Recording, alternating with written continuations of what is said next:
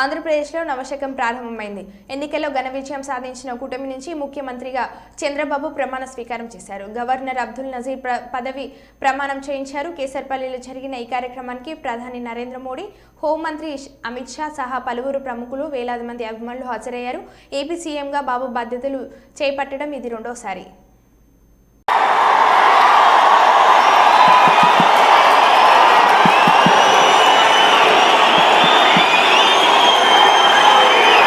నేను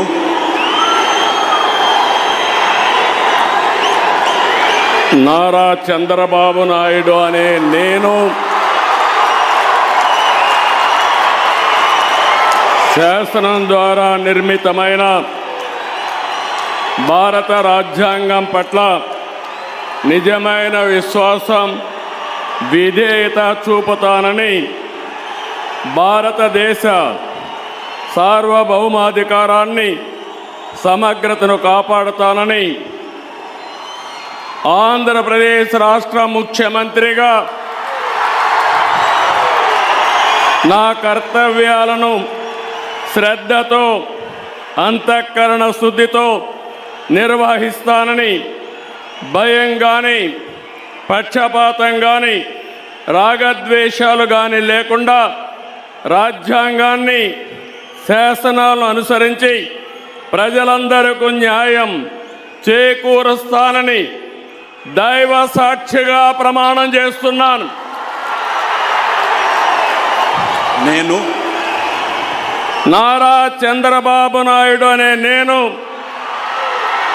ఆంధ్రప్రదేశ్ రాష్ట్ర ముఖ్యమంత్రిగా నా పరిశీలనకు వచ్చిన లేదా నాకు తెలియవచ్చిన ఏ విషయాన్ని నా కర్తవ్యాలను సక్రమంగా నిర్వహించేందుకు అవసరమైన మేరకు తప్ప ప్రత్యక్షంగా కానీ పరోక్షంగా కానీ ఏ వ్యక్తికి లేదా వ్యక్తులకు తెలియపరచనని లేదా వెల్లడించని దైవ సాక్షిగా ప్రమాణం చేస్తున్నాను.